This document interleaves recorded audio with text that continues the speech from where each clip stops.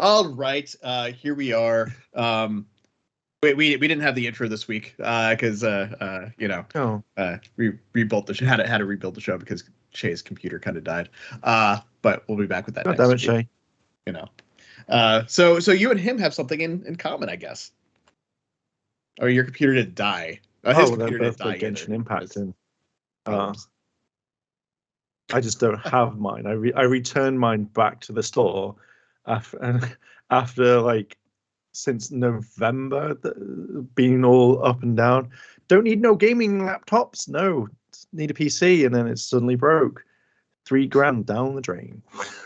Yeah, I know how that goes. I had to replace my laptop in November because the problem that you were having with the computer that you got, my GPU fan just started like whining.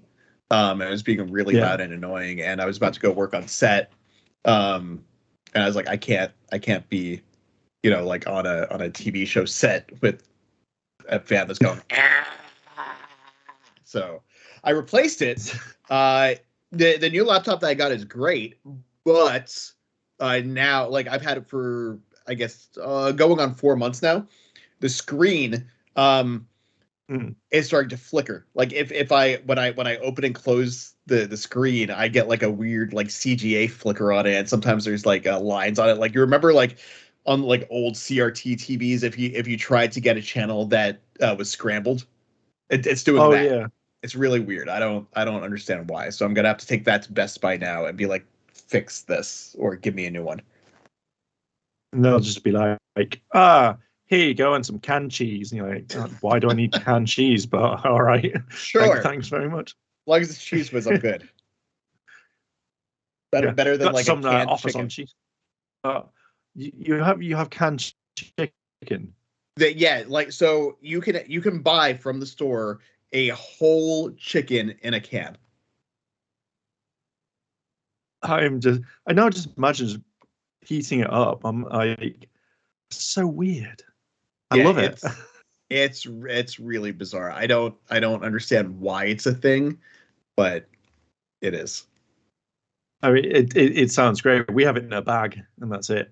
In a bag? Oh yeah. Well, like we can buy we get like roast chickens. Like if you buy like an already cooked chicken from the store, it'll come in like a bag, but not like a raw chicken. So weird. Like I'm gonna like later on. I'm gonna look for it and be like, I need to find this and see what it looks like. It's gross. Like, because it's in like a gel. So like it's really weird. I don't know. I don't even know why we're talking about this now. But we've been away for a little while. We took off 2 weeks ago because that's when all this bullshit in Ukraine started.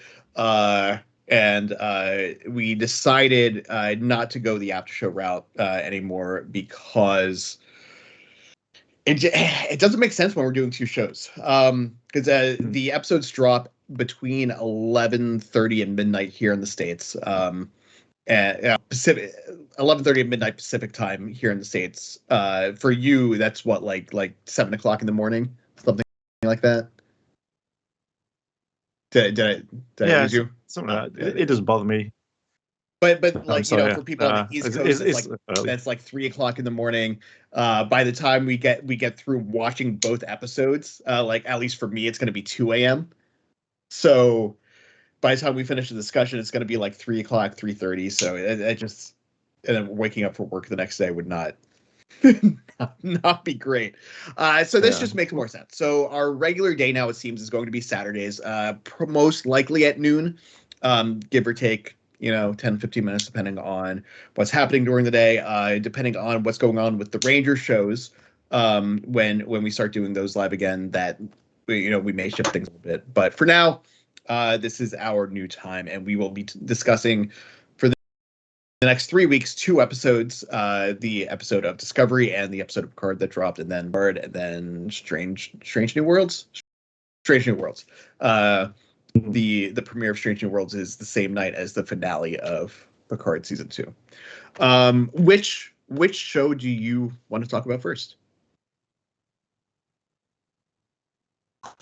let's get the boring one out of the way. Let's talk about Discovery, because I got that bored that I've got I started cleaning my phone and dusting around while having it. They're all talking about their feelings, and I was just like, "This is where we're up to in the world of Star Oh, hey, Lint324 is in the chat. That is who a lot of you Power Ranger folks might know. He is in the chat. He says to help us stay up, we should just take crack. Well, that is the thing. If you know a guy. So Discovery. You were saying that you found this week's episode kind of boring. Yeah, I just got really boring. It felt like they moved on, and then all of a sudden, it just got boring because they're like, we don't know what we're doing. Oh, it got so stupid that we've never been out this far before, so we don't know what it is. And they go down to the planet in their EVA suits, and they're like, what could be affecting us? I don't know. And they're like, oh wait, we've not been out here. We have to adjust the suits. I'm like, wouldn't you think of that before? Yeah. So I'm not going to say I completely disagree. I did enjoy this episode. I do think there were things in it that were dumb, like that. I liked the thing with the hydrocarbons, like the whole thing with this race being, or species or whatever, being like these giant floating gas things or whatever. First, what I want to know is, how did they build stuff? If they're just giant, we don't know what they looked like. We just saw the giant bone that was flexible that floated around the clouds. So what were they? Are they giant creatures, or do they look like the things from what was that movie, Arrival? How did they actually build anything that was on this planet if they're just giant floating masses of something? If they're giant snakes that just float around in the gas? I don't. I reckon they ate it and went, blah, vomited it all up like moths. Maybe I guess that could be a thing. Like Kryptonians built things out of crystals, so maybe they build things out of, I don't know, something. Cheeky vomit. Yeah. I don't know, but I'm assuming we'll find out next week. It seems like we're finally building up to the point where we're going to meet the 10C. We don't think they're hostile now. It seems like, apparently because they care for their young, because bad guys obviously can't have any sort of emotional attachment to their children. I don't know. I never really saw them as bad guys to begin with. I reckon it was just something that they left on when, oh yeah, sorry, you need to turn it off. One thing that did get me, and I was generally really hoping it wasn't that guy's roommate, I can't remember his name. But the entire Tarky, I think so. The whole, when we got that flashback, and it was the flashback was nice. You saw the backstory for him. Oh yeah. And he was like, so his friend, who the guy who he was saying, the other scientist guy that we had assumed originally that it was Kenneth Mitchell's character from season 3, but was actually Ozric Chow, who people might know from. He's been in a bunch of stuff, but most recently he was in Supernatural. He was a recurring character on there. He was the prophet. I can't remember the name of his character. But he's been around.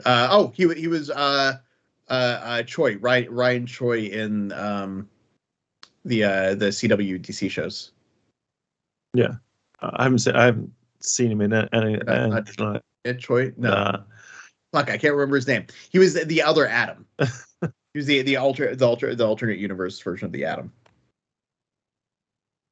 Oh, okay. I think maybe. Yeah, I kind of know. Either way, when it's like, oh, my mate's disappeared and he's been able to teleport, I really wasn't thinking, oh, this better not be a thing where you find out it's his friend and it's his teleporter that's gone mad and he's kind of kept in like suspended animation or something, and then that's the reason why. And I was just thinking, yes, I'm glad. Please, I made that connection too. Yeah, I was like, I really hope it's not him that actually caused this to happen, and now we're just dealing with that. Yeah, which and it doesn't seem like that is, because he went to another dimension, not another. Well, I guess for all we know, he might actually be dead. The thing might not have actually worked.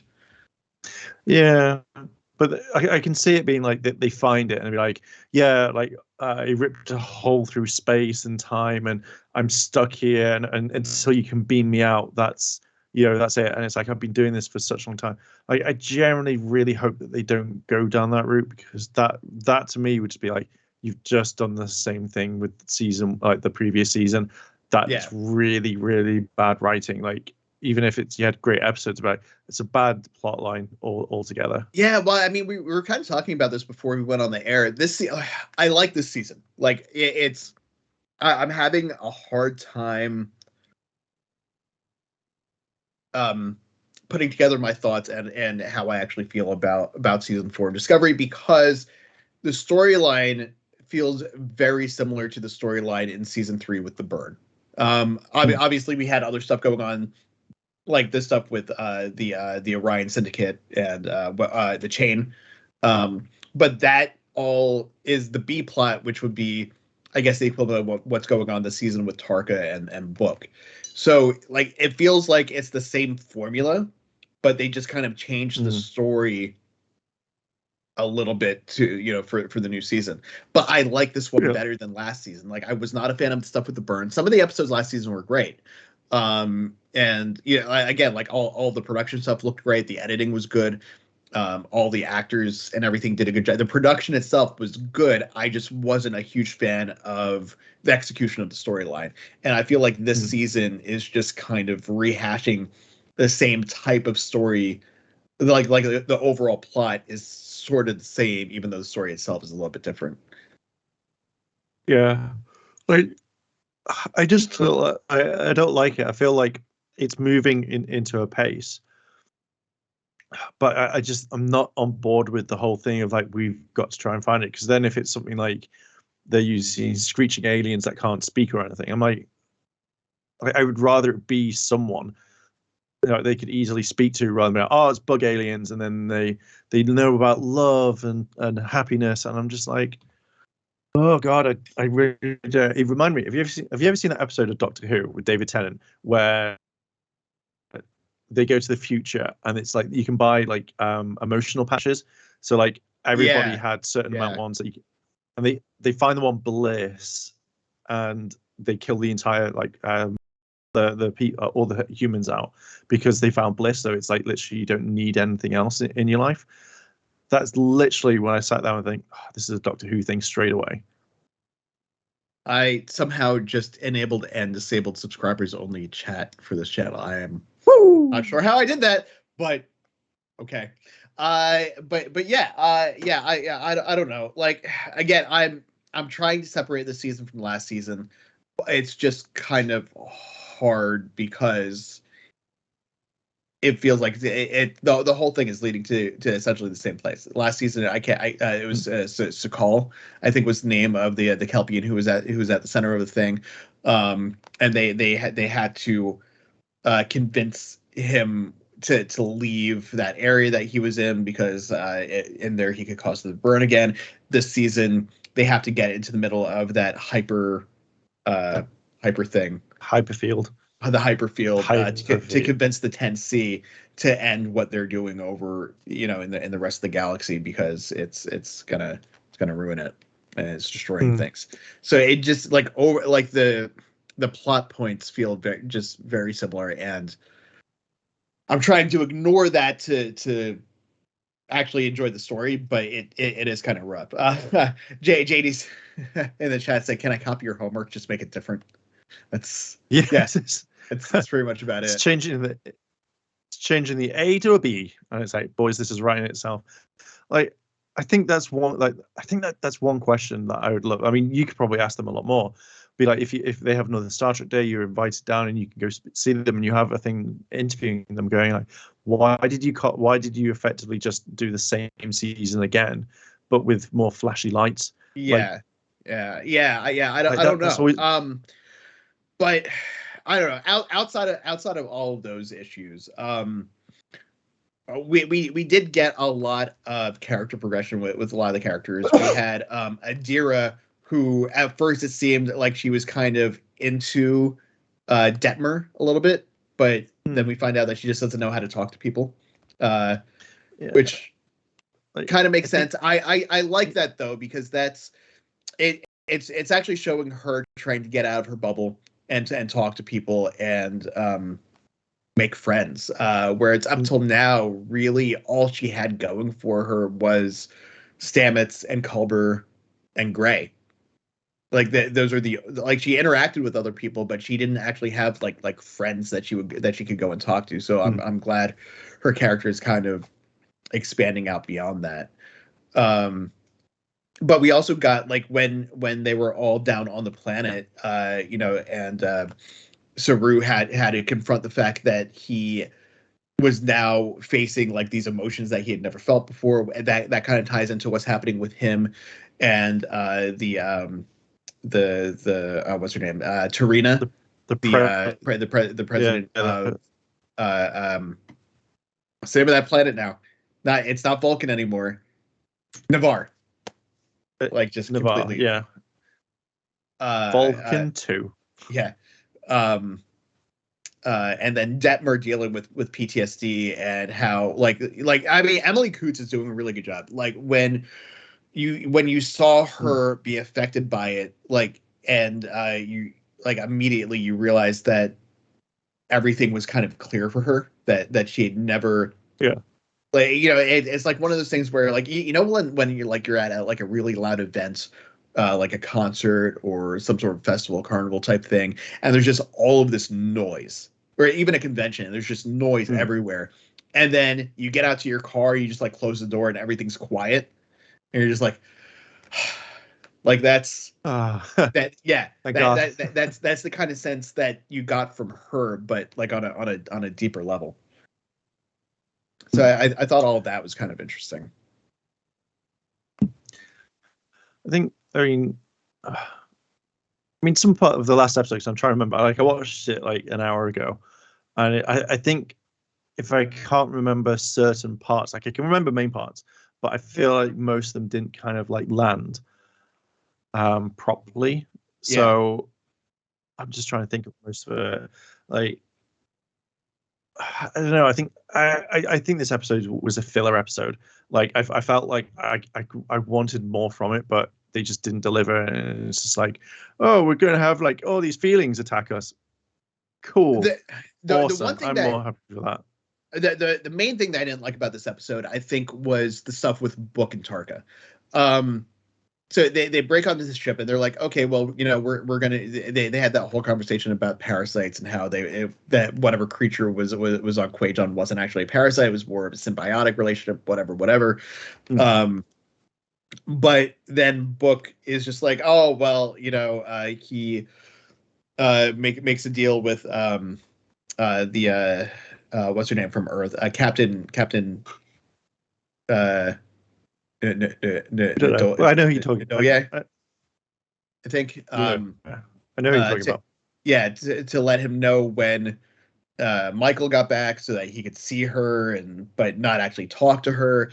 Like, it just feels very like I don't mind the emotional like character building type stuff like that, but this episode felt like there was just a lot of it. Yeah, the whole thing of him with Book turning around saying like, "Oh, I need to do this, I need to speak to her." I'm just like, then actually work with her, because it makes no sense. Like you're sneaking on the ship, you're trying to get there, and you're not there to like mess it up. But it feels like his entire kind of things shifted from when it was more like, I want revenge, I want to kill them, I'm going to do this. And obviously it's changed because, certain things have. And now it's more like, I'm going to sneak on your ship. And I generally thought I was like, the computer should have been able, or whatever, should have been able to scan them after a while. It just felt like really kind of like weird. And then even like there was, who's the other one? Who's the woman at the very end who's really sarcastic?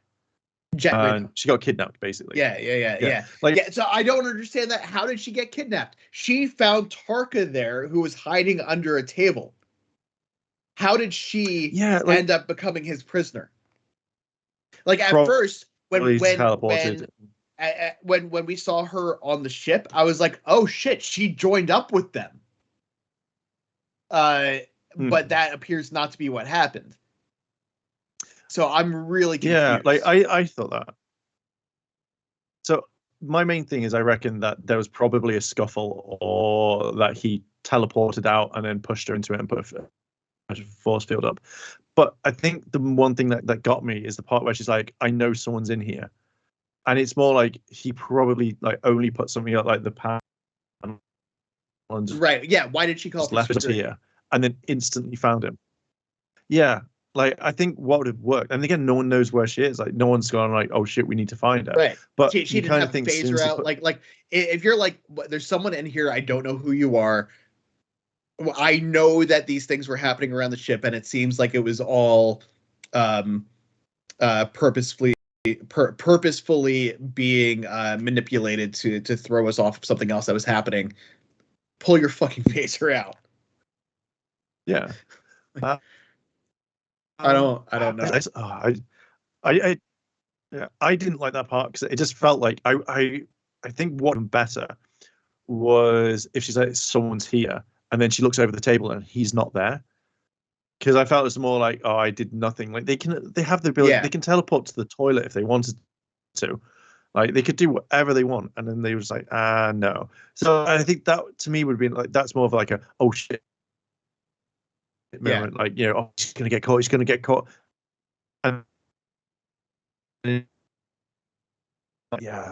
I think it got to me a little bit. I think it was just pointless because now she's going to be the sort of character that goes, "Look, you shouldn't be doing this. Like he's done this." You froze there for a second, but the face that you had when you froze was great. Goddamn! It's probably because I'm connected to that VPN. Let me try and turn it off so I can. Because I always think that's the case. So it might lose you for a second.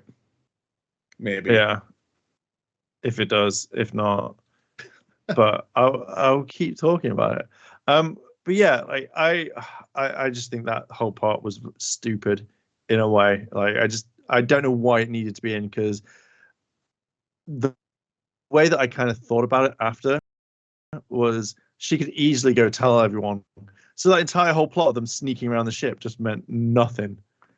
Yeah, but not only that, but when Book was talking with Ndoye trying to get her help, she was like adamant with him. She was like, "Listen, you're gonna fuck shit up for us. We have to try diplomacy before we try anything else. You have to promise me that you won't do anything unless what we do fails, and then you have to work with us instead." And he was like, "Yeah, I promise." Well, if you're gonna do that, why don't you just stay there on the ship? Yeah. Exactly. I feel like they again like the alliance, like his allegiance and stuff like that has changed. It's very much like you don't obviously trust him because he's messed stuff up. So why doesn't Book just turn around and go, "Look, I'm now going to work with these guys. We can work better together than just the whole thing of oopsie daisy."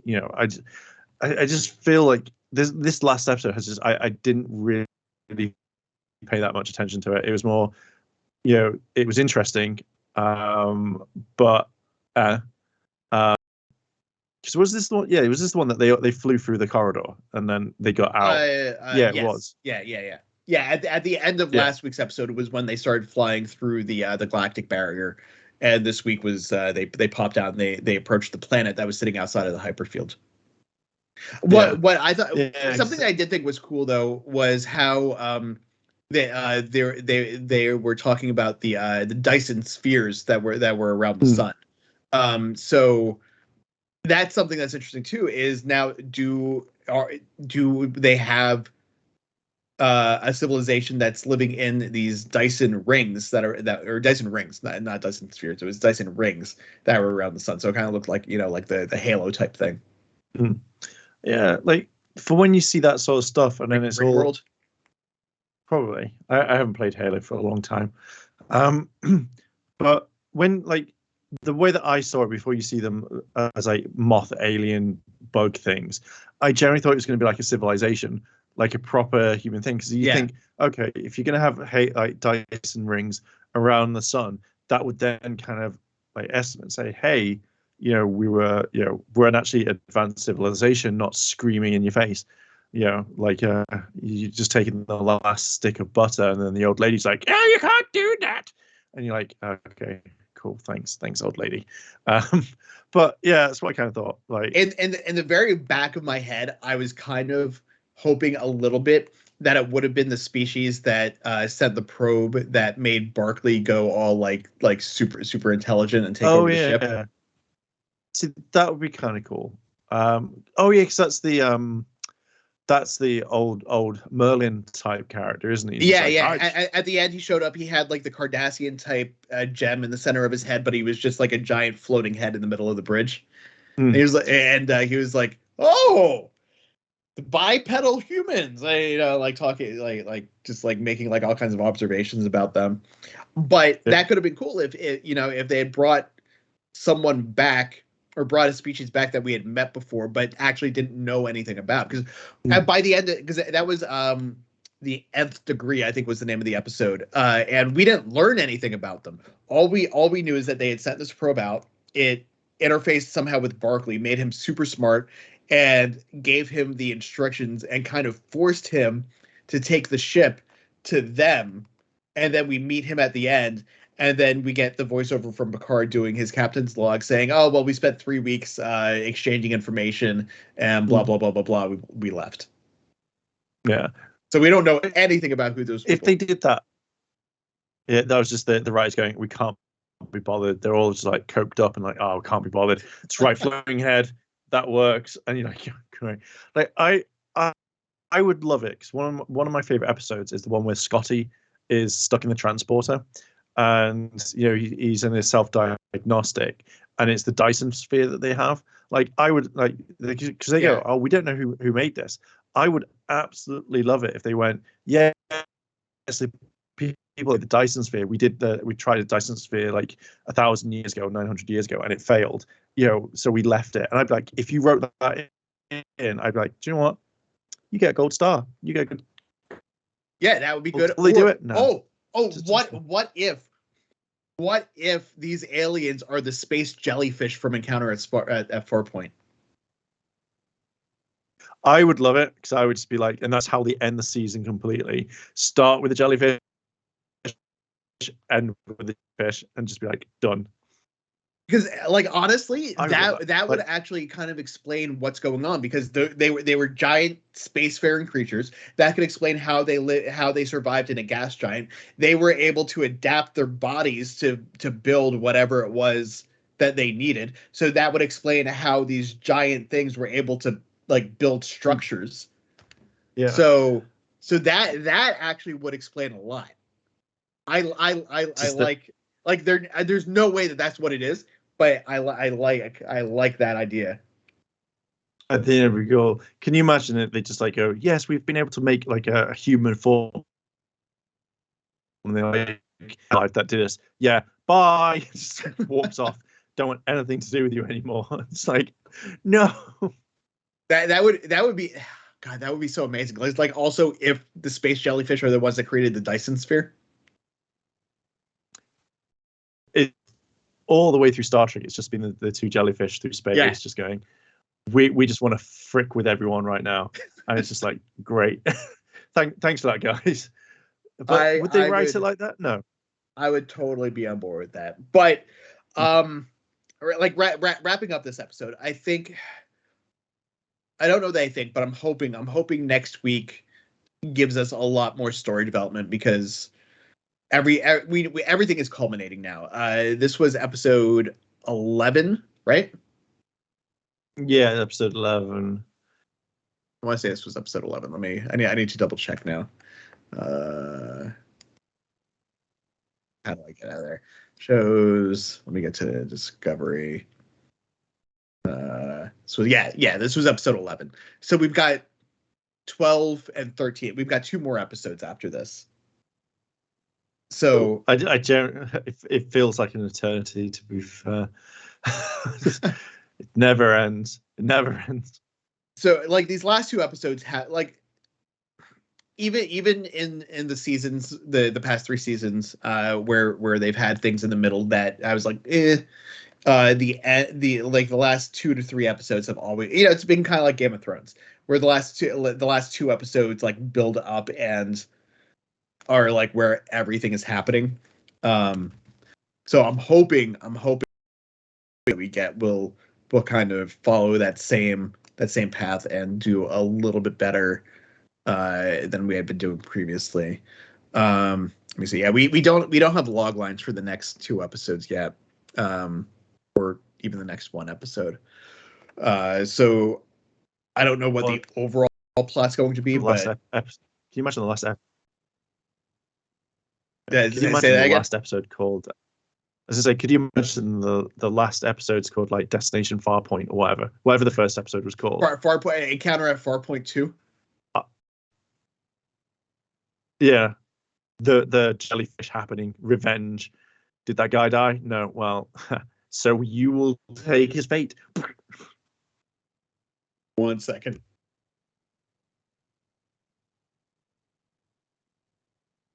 So wait, no, 1 more. He's a sneezing. All right. He's a sneezing. Better. What? So something like I realized that they also never like really crossed over back. Like there was with TNG and Deep Space Nine. There was the crossover when Deep Space Nine started, and Picard shows up to give Sisko his mission. Then there was another crossover later, I think, where Bashir came over to the Enterprise, right? Yeah, it's right. It is a fantastic idea. Yeah. Do you know what ruined it? What? Worf. Worf ruined the whole thing because he had to go find his father. No one gives a crap about his father. Right. Yeah, and it's because then Data, and it's because Data dreams as well, and it's like that's far more interesting. In fact, just literally a counseling lesson by Deanna Troi was 10 times better than a Worf episode. I hate Worf so much. I like this character. I did enjoy the Fistful of Data's episode. Oh, that's one. Yeah, they got stuck on the holodeck. Because I was never really a big fan. Okay, that's the second. I wasn't really a big fan of Alexander. No one liked Alexander. Like he was kind of like the new Wesley Crusher. It's like why would you make a character that is so annoying? Yeah. Do you know what I would do? Like I would learn like transporter technology quite a lot in Star Trek, and I'd just be like, oh, I really don't like this character. I would just make it look like a transporter accident. Time, but oh, sorry, Alexander died because the molecular transponder that led over to the crossfeed didn't really work. You can see all the logs here. I couldn't contact Miles O'Brien because his pan degraded in the buffers. I don't know that I would go that far. I would just prank them a lot. Like maybe set up some sort of a sensor on the ship where once Alexander got within like a certain distance from me, the transporter automatically transported him to like some random location on the ship. What, in space? Outside the ship? No. Like set up like one of the cargo bays that's never used, or like a bathroom on like a random deck someplace, and he just constantly transports him there. Anytime he gets within like 30 feet of me or 40 feet of me, it just transports him to this bathroom on like one of the far decks, and he just has to walk all the way back to where he was coming from. Just to screw with him, little bastard. I generally hate Alexander so much. Like the only time he's ever tolerable is the episode when all of them get to like, right?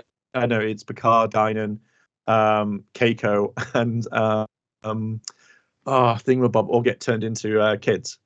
Ro. That's it. They all get to. Yeah. I messaged my friend the other day and I sent him a voice note. I was like, I absolutely hate the fact that is, but it's like a really awkward scene where you got like it's like Miles O'Brien going like, I'm really comfortable. The actor's like, I'm not really comfortable with this. Don't like the scene. Like, it's like, and she's rubbing his shoulders like, I'm not capable of this. I don't like it. And just walks off. That episode was really fun because it just like it's like Brian having to deal with the fact that his wife was now 12. Yeah. Just like so uncomfortable. Like even thinking about that is just like, oh God. Yeah, exactly. And he's walking out going, I really didn't like that scene. She's like, coffee. He's like, no, double sweet, double black, double sweet. You're like, all right. It's like he treats her completely like he's completely fun. It's like, Miles, I might have just like turned into like a young person, but I don't forget the fact that you like your coffee double sweet. But it's the way he says it. It's just like, he's like, computer, 2 cups of coffee, 1 with cream. Don't forget mine. It's double sweet. That's all it is. Yeah, I don't know. But yeah, like again, coming back to Discovery, wrapping up this episode, I'm really hoping that next week does pick up the pace a little bit. Because while I have been enjoying the season, it's just felt like things like the storyline has been kind of dragged out in favor of character development, which I like character development. I want character development, but there's a point where like you have to have a balance, and it feels like the balance, like the scales were tipped a little bit too much towards building character versus telling the story. Excuse me. So can you imagine going to that? Here's one. Can you imagine like meeting up with the writers and the producers and the directors, and you're like, oh, so what gave you inspiration for season 4? And they just went, to be honest with you, we just want. What? Well, what do you mean? Yeah, we just didn't give a shit about it. We thought it'd be really funny just to copy and paste and change something. It was really funny. And you're like, oh, God damn it. Like, we don't care. Season 5 is going to be exactly the same as season 3. So let's take a quick break. Then we'll jump into talking about Picard. While we're on a break, I want to restart the call, see if that helps with your internet connection a little bit. Or your connection to us, because it might be coming from our side. Okay. So Shay, if you could push us to the standby screen, we'll run like a 1-minute ad or something, and then we'll come right back. All right, cool. We are back, and Mark, you actually do look a lot better this time. So hopefully that'll solve that problem that we were having. It looks like a couple of people have been coming in and out, so welcome to new people if you're here. We are live on Twitch now. Once this has gone through its 24-hour period, I'll be reposting this to YouTube. So if you're watching it there, make sure to follow us over on Twitch so you get notified when we go live. But also make sure to subscribe to us here on YouTube. If you're watching it here on YouTube, because Sunday nights we also have our Illuminerdi Wrestling Order, where they talk about everything new in the world of professional wrestling. That's WWE, New Japan World, AEW, Shay's Backyard Wrestling, everything.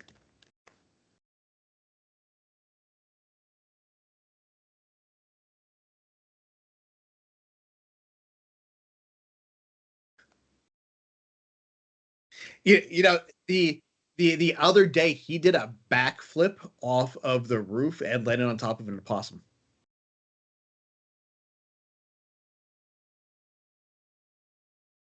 No, he just kind of like landed on the ground and started twitching.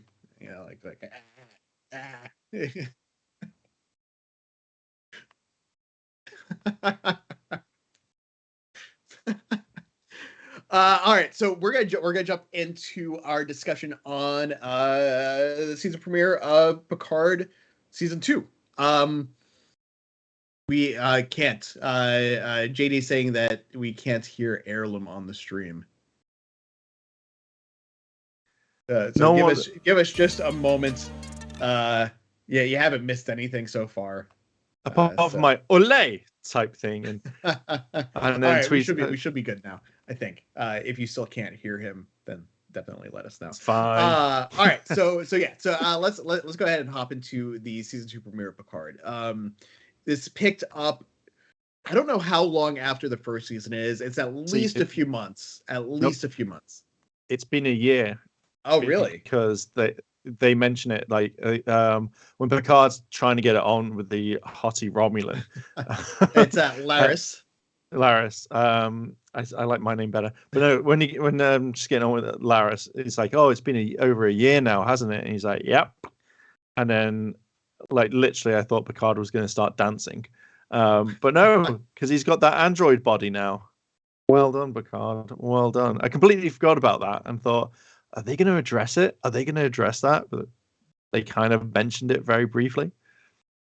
Yeah. I'm assuming that'll come into play later in the season a little bit. Because obviously this, again, the Borg are going to be a big part of the season. Yes. I don't know where there was a lot that happened here. Do you kind of want to go chronologically through the episode, or you just want to kind of like pull things here and there? Let's pull things, because the main thing is like most of it is talking like leading up to it. Yeah. And then, this episode was a huge setup. Like it almost felt like, I don't want to say that nothing mattered, but it was all set up for that last moment when Q pops up. Which, spoiler alert. Oopsie. Hopefully, if you're watching this, you know that we're going to be spoiling stuff because we're talking about the episodes that aired previously. But we know that he was in the trailer, so obviously he was showing up. But yeah, I actually think this would have done better as a 2-episode pilot. I'm not complaining because we already had 2 episodes of Star Trek this week, so a 3rd episode would have been a little much. But I feel like maybe watching this week's episode and next week's episode together would give us a little bit fuller story about what's going on, because when this episode ended, like, honestly, this episode went really fast. When the credits started rolling, I was like, wait, that's it? Like, I did not realize I had gotten through the entire episode. I think if you were to end the episode, I think that you could have cut out the Guinan part, because I can't stand Guinan as a character. I've never liked Guinan as a character since I was a kid. I've never. There are some characters in Stunned, and even like, it's not like thing. Even when I was young, stand like say Neelix or anything like that. So is she better or worse than Neelix in your opinion? We all know that you hate Neelix. I hate Neelix more because I think that's like burning passion of a burning sun that I'd wish that he just disappeared. Only the character, not Ethan Phillips. But Guinan, I always found like a boring character. I think it's because it's like the riddle stuff, where it's just like, so yeah, Guinan, do you know who the Borg is? My people have done this. So do you know who they are? Oh yeah, my people encountered them. But do you know who they are? How can we beat them? Well, my characters encountered them like 10 years ago. God damn it, Guinan. Yeah, and that's nothing against Whoopi Goldberg. That's the writing. That's the writing of the character. Same thing with Ethan Phillips. Yeah, I don't have any problem with Ethan Phillips. I've seen him in things that I've enjoyed. Just Neelix. Like I don't hate Neelix nearly as much as you do, but I definitely find him annoying at times. But specifically with Guinan, like for the most part, I enjoyed all the episodes where she wasn't a main focus, with the exception of Time's Arrow. The Time's Arrow 2-parter where they ended up going back in time, meeting Mark Twain and all that kind of stuff. I really enjoyed that. I enjoyed her there, seeing her kind of like on Earth and interacting with Data. I thought all that was great. But I saw an interview recently with John Delancey where he was talking about Q, and he was talking about how when he met Guinan, not met Guinan, but ran into Guy, like that, we know that they have history. We don't know what that history is, but he was like, listen, let's just say some of the writing in one of the episodes wasn't great. And Whoopi and I kind of improv'd a little bit to get around some of the lesser quality stuff that was there. So like she did this thing and I did this thing, and people keep asking me what's going on with that, and the answer, I don't know. It just kind of became a thing. Improv. We just did it to get around some not great dialogue, and now it's a thing. Paraphrasing, that's not exactly what he said. Found completely paraphrasing and losing a little bit of the context there, but essentially that's what it was. Yeah, I see. I like Q a lot in this, and I was hoping one thing. So obviously moving on from Whoopi, because I just can't stand Guinan as a character in general. Well, I do, but before you move on to Q, I do want to talk about the scene between her and Picard, back on Earth when he went to visit. I wish they hadn't explained why she looked older. Explain it, because I literally didn't pay any attention. So basically, what they said is that her race doesn't age unless they want to, and she decided, because she was on Earth and people around her were aging, that she didn't want to make people feel weird by not aging along with them, so she started to age. I don't think we needed an explanation, and that whole bit, like, honestly, everything up from when Picard walked into her bar and they sat down at the table and started to discuss what was going on, I thought was a little cringe, for lack of a better word. It, like, the context of it was fine. I just thought the scene, I just thought that scene felt very awkward. Once they sat down and they started talking about talking everything out, I was like, okay, this is none of this is bad, but it just kind of felt awkward. It was almost like, I don't. Have you seen the Saved by the Bell reboot? Any of that? I've only seen adverts for it, because I kind of want to watch it, but like, I think I saw where Zach's like punching Slater in the stomach or something like that, and I just kind of thought, I don't mind it when you do reboots. I want, like, say, all these old characters. I don't cameos, but it feels like you've got Jesse, you've got Slater that are always going to be. Jesse and Mr. Belding is gone. He hasn't showed up in any of the episodes yet. Jesse and Slater are regular characters. Well, Jesse and Slater are regular characters. Zach and Kelly are like recurring. They're in it a lot, but they're not in like every episode. Where Jesse and Slater work at the school directly, whereas for Zach and Kelly, it's just their kid that goes there. But this in season 2, they brought Lark Voorhees back for as Lisa, and just like some of the dialogue there, just like between them, just felt very forced. And that's kind of what I was getting. That's kind of what I was getting here, where it just felt like, okay, we're 30 years out from the last time we saw Guinan on screen, because she wasn't in any of the movies.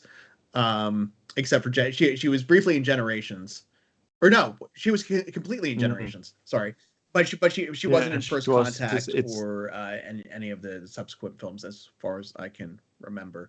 Which I'm gonna feel really bad now if she was. No, she hasn't.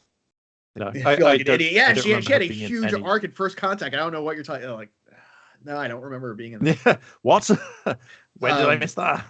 But yeah, so like, it's been that was like 97 or something. So we're going on a like 25-ish years since we've seen her in Star Trek. And it just I don't know, like maybe throughout the season as we see her more, it'll get better. But it was just really awkward. But the conversation between the two of them once they were sitting down was fine. But I think, like, again, like, I don't want to push my ideas onto anything, but for me, it would have just been easier if they had not mentioned her aging at all and just left it as that, because we really don't know exactly how old her character is, and we don't know much about the El-Orion race. Like, we know in Generations, Malcolm McDowell obviously was older than she was. He had the gray hair. He was an older looking dude. So we know they age. So it could just be a thing where the older they get, the more quickly they start aging. Yeah, I don't think it mattered.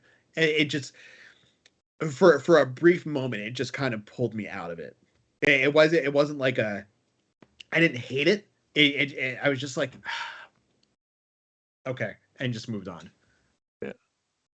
I to be fair, I zoned out on all the conversation between them because, like, I mean, I didn't mind the fact that she had her own bar and stuff. I thought that was kind of cool, but I just didn't feel like most of that scene like should have happened. You know, it could have been a thing like, oh, I'm stopping by to before I go off on this next adventure.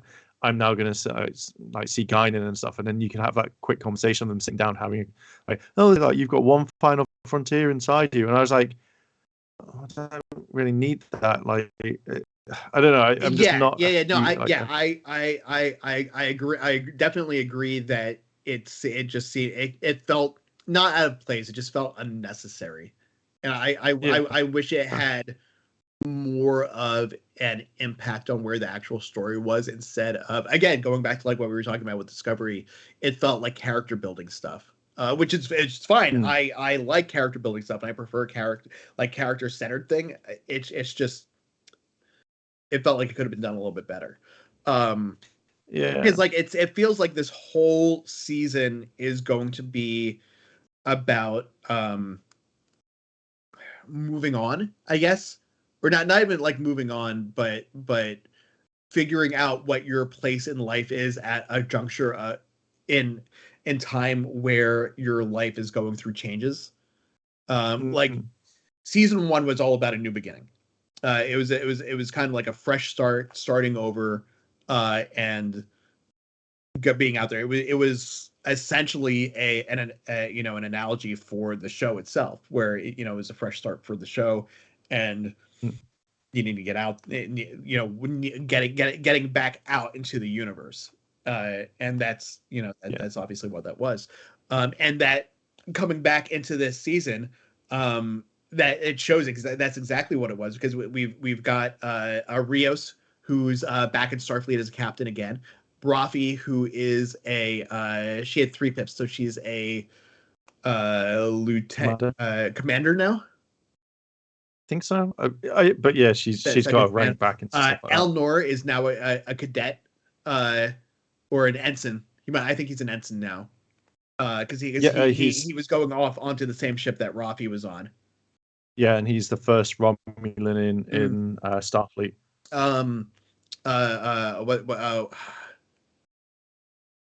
Seven's there. Yeah, she's got the ship. Yeah, well, 7 has Rios' ship. Yeah. Which I loved. I loved the new hologram of Rios. We find out that she combined all the holograms together and she merged them all together into one. But now I was joking about this with Shay the other day. He kind of looks like a drug mule type guy, with just like the long hair. He's got like the spider tattoos and everything on his hands. Just the way he was fighting, and the fact that he speaks Spanish now, and his voice like being down like really low, and really gruff. I was like, this is great. I loved it. And then him going from that into the analysis of Seven's psychological stuff, and her being like, I wish I could turn off your therapy, or whatever it was. And I was like, loved it. I thought that was so good. JD says that he called her a commander, so that's what the 3 pip. Yeah. So that's what she is. And I thought it was weird that they were all doing well. You mean like you thought some of them would be not doing well, or like in a bad place? Girardi, Allison Pills, like when we caught up with her at that function that she was at with I kick myself now. What's I know who you're talking about. What's her name? I have no idea. I know what it is. I've interviewed her like 2 or 3 times now. Synth one. Yeah. When they were talking with her, or when Girardi was talking with her, like she was just like, Well, yeah, you told me to keep an ear out for you, like drunk hailing people. So it's like, and then just like seeing her on the like when Rios beamed her up to the ship, just like being a mess on the bridge. Like that was Allison Pill's real, like she's a really good actress, and like just it's like her in that scene was amazing. I kind of liked it. I didn't realize she was drunk in it. Again, I was watching, but then kind of doing something else at the same time. So I was just listening to what they were saying. So I'll probably go back and watch it because I actually generally liked the episode. So her being like drunk on ship. I'm also kind of glad, and I'm also kind of annoyed at the same time that they did address the Seven and Raffi thing. Because like at the end of the season 1, it's like they're holding hands. Where I know there was tons of complaints because neither character time together that we saw like on screen. So when they met up for the first time, it was more like, "Who are you? I'm Raffi Bai," and that's it. And then now it's more like, "Oh, you know, they've seen each other, they've done stuff together, you know, something like that." But then there's never. So I'm kind of glad that he addressed it. I want to know more because I want to know about the Chakotay. Like I really want to know them turn around and say, "Yeah, Chakotay and I we dated for a couple of years," because we don't know if the timelines change because at the end of Endgame in Voyager, like Admiral Janeway says, like, yeah, Chakotay and Seven get married and stuff like that. So I kind of want to see what happens. Yeah, that's a good point. Yeah, I completely forgot about that. There's a lot of that kind of stuff though. Like I know there's a certain segment of the fandom that just hates all that kind of stuff because they call it woke SJW whatever, which I have no problem with any of it because like their problem with that is, well, we've never seen that Seven liked women before. She was kind of she was with Chakotay, so that means she's straight. I'm like, no, she could be bi. Like just because we've never seen someone date someone else doesn't mean that they're not a straight. Like people confuse the episodes of TV shows for like every day. Like just because like we don't see what happens in between the episodes or the rest of the time after things have ended. So all we're seeing is these select moments in time that we're being shown on the screen. That doesn't give us all the information about someone's life. So I don't have a problem when we get additional backstory that we hadn't seen previously. So I'm it annoys me when people kind of talk about that kind of stuff like that. But character wise, I agree that in season 1 they had very limited interactions with each other and nothing leading us to see that they were making that kind of a connection. So I absolutely am in favor of getting more backstory at how that actually happened. Yeah, like I'm the same. I have no problem because it's doing it. I want to know, like, if they turn around and said, like, yeah, as soon as we got back, we spent a year together, and our timeline changed. We were going to get married, but he went off on an assignment, or he suddenly disappeared, and that links in with Prodigy. Then I'm okay with that as long as there's something that they talk about. But even if it's a throwaway line, I'm not bothered. I don't need to see like the stuff for it. But I think the reason why people got annoyed from it was that thing of like Paramount or whoever literally put it in the last moment, and it felt like it had to be like a tick, and be like, yeah, we have to put this in. But they did. I think that they did mention something because they do go like, oh, when you're going to see Raffi next, and they go, actually, is it part of your Borg dating thing? Because obviously we've had stuff with Seven in the past going, well, I can't date Chakotay, can't do anything, I can't even get a slight feelings because then my sensory node goes completely over a thing and it almost kills me. So they do mention that, and I was like, that's pretty cool. Like, they've obviously kept it over, but again, I'd like to know the story of why have they broken up or what's going on. Yeah, because that's the other thing. Like, I like that we see that Seven has at the end of Voyager, from what I remember, because it's been a while since my last watch through of the show. Seven was still pretty stiff and rigid as a character. Yeah. And here she's more of a fully fleshed out person. like her time as the Borg with the Borg has clearly affected her, obviously, and is sticking with her, but she's taken on more human characteristics, she has a real personality now, or more of an in-depth personality than she had previously. More emotive, I think, is probably the best word to use. So yeah, it's I like where they're going and what they've done with her character, but yeah, I definitely want to know more because we didn't get a whole lot of that with her previously. Okay, so Rios. I again just him sitting on the bridge with the cigar. Yeah, it was just great. Like I loved that, like his character is just like this Riker-esque, like just like cool. He's the cool guy. Yeah, like when I saw him, I was like, has he got a cigar? And I was like, oh, I bet someone on the bridge has complained about that. We never saw him light it though. Like someone tossed him a lighter, but he never actually lit the cigar. It was just kind of there in his mouth the entire time. So he's just like, yeah, I'm having this for aesthetic. I need something. Picard's got his cup of tea. Cisco's got his baseball. Janeway's got a coffee. I've got my cigar. Yeah. I thought it was great. It's a nice touch. And then his command line for Make It So, I think he said Dale, which I guess I don't know. I didn't hear. I think it was, let me see, Spanish to English. Dale, Dale, which literally translates to go ahead, but he was like, okay, make it so, because he's on the Stargazer now, which was Picard's first command. Yes. Now, something that maybe I don't know if you caught this or not, but because Picard was like, obviously this isn't my Stargazer when he got into the ship, but he also mentioned a refit. So yes, is this the original Stargazer that's just been refit, or is it a whole new ship? I don't know, because it could be the original, but then I only thought it was a new ship because they turned around technology. So I generally thought, like, even I was like, oh, I was watching the Stargazer is a completely different one.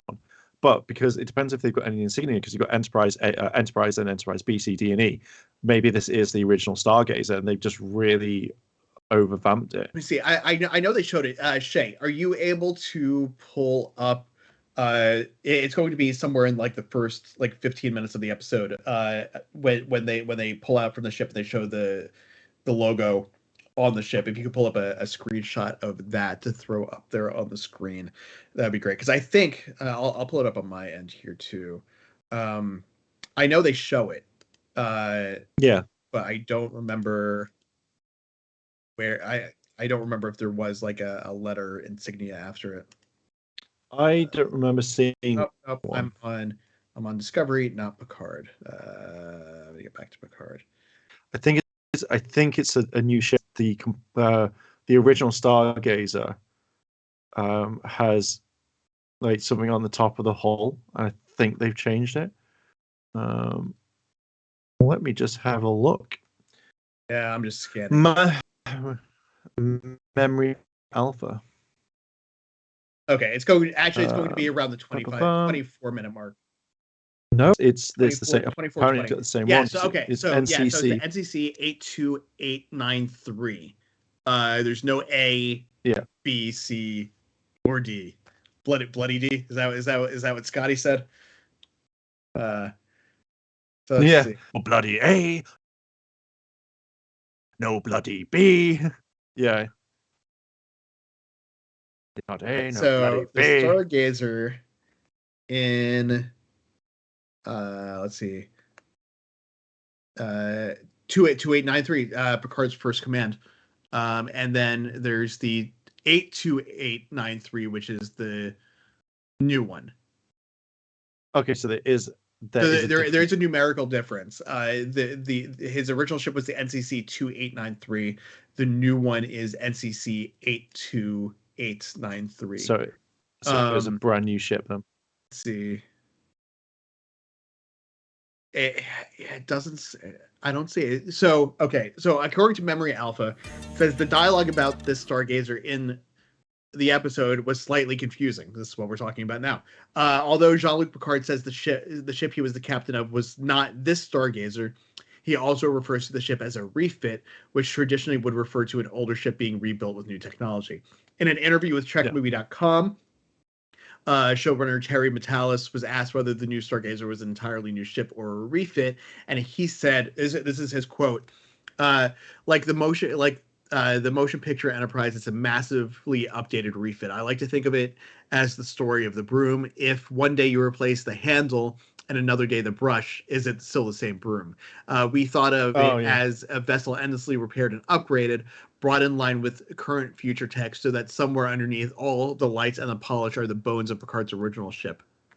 Does it make sense? I don't know, but I sure like the spirit of it. So okay, so it is the original ship, but it's been so far upgraded over the course of time since Picard had it that in essence it is a brand new ship. Okay, that's not too bad. Yeah. It's hey, Thomas Franco is in the chat. Thank you for joining us, Thomas. Like Shay said, we'll be getting back to Power Rangers again eventually. We've got a lot of stuff that's going on behind the scenes, so things have gotten a little crazy here, but we will be back to that eventually. I just don't know when. So let's get back to Picard. So that is an interesting analogy that he made, because if you have a broom and you break the handle and you replace it, the brush on the broom is the same, but it's got a new handle. But then if you replace the brush is new and the handle is new, so it's a new broom, even though parts of it were the same at one point in time. Yeah. So yes, that explains a lot. I'm okay with that. Yeah. I like the look of it. Like I'm not. I love starships. I like some of the really ones, but I like the Stargazer now. Like after seeing it up, I was like, that'd be pretty cool. To be fair, like, it's something very, very different from what we see. Yeah, and like here you can kind of see it behind us a little bit, not behind me, but like in the background here, behind our webcams. You can see, like, between us, there's a picture of the Borg ship and all the other ships that showed up at the end. And Let me have a look. So let's actually. I realize I can't do it on my phone. So I saw somewhere. I'm actually gonna have to look at this now too. We had this new Borg character that showed up. We know that the Queen is showing up somewhere, played by obviously a new character, which is his mum. Which is his mum. That annoyed me. That did. I need to go back. I need to watch those flashbacks again after Picard wakes up, because there's a lot of weird stuff that's happening here. But let's see here. I can't see it. Okay, I can see the pitch now. Yeah, so I can see it on Twitch. The subtitle refers to this character as the Queen. I don't know. Again, Shay, if you could like skip towards the end, somewhere around like the 44 to 47 minute mark, you'll see the character on the screen. Because she's clearly an upgraded, different version of the Borg. In the movie and in Voyager, obviously she looked different than your regular Borg drone, but this is a whole new appearance completely. Yeah, it's the whole thing is it sounds like they've gone, it's his mother, because of all the flashback that we had. All of a sudden, it's more like she says the exact same thing. Look and up, I was just like, no, look up, look to the stars, whatever. And I was just like, please no, because that's not I want Picard's mother to be it, because then it gives the whole thing of, if he was close or not, if whatever, he then decides, and like, oh, I can't destroy her, because it gets me a lot. I don't like that. I much would have preferred her to be someone else. Well, so my thing is, I would be okay with it if it turns out that that's one of the changes to the timeline, because he was having these new memories, and then Q shows up.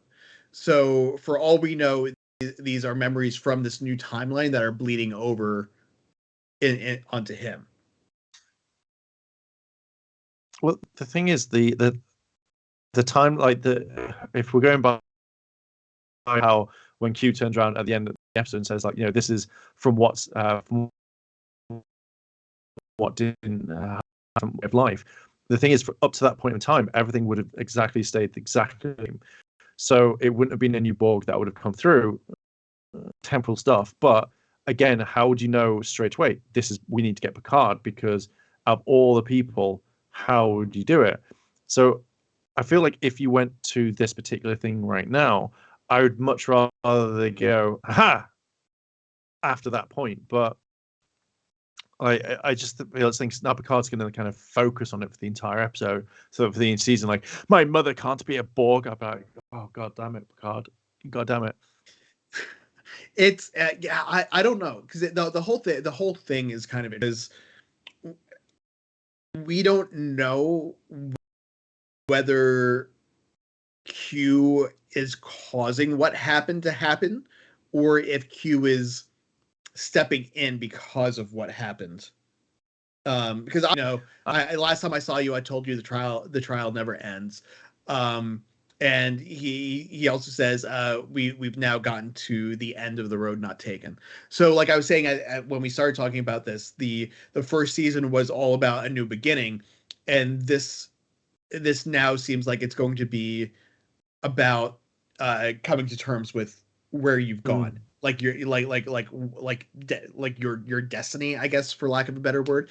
It feels like it's focusing on people coming to terms with who they are as a person, and accepting their lot in life, and like changing what they can, not necessarily not being able to change what they can't change, but not being able to change, coming to grips with accepting who you are and moving forward, and not dwelling on things from the past that you're unable to change.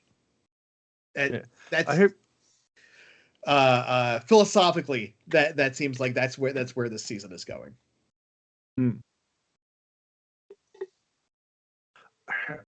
See, I don't mind them doing that. I just don't want it to be all shit. That's the way I could think about it. Well, I mean, I agree. I think there's two different sides. Like, I'm okay with a slightly subpar story if it's done well.